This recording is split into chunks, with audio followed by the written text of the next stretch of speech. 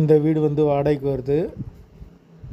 2 bedroom, hall, kitchen, bike பார்க்கிங்கோடு வந்துடும். வீடு வந்து தரை வந்து சாதா தரை தான், மொசைக்கு.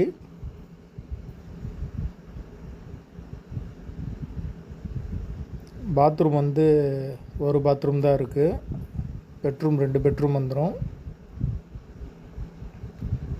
ஃபஸ்ட் ஃப்ளோர் வீடு.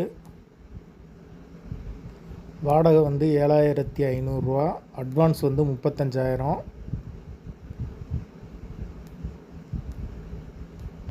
லொக்கேஷன் வந்து எங்கே இருக்குதுன்னு பார்த்தீங்கன்னா, மதுரை திருப்பாலைக்கிட்ட வரும்.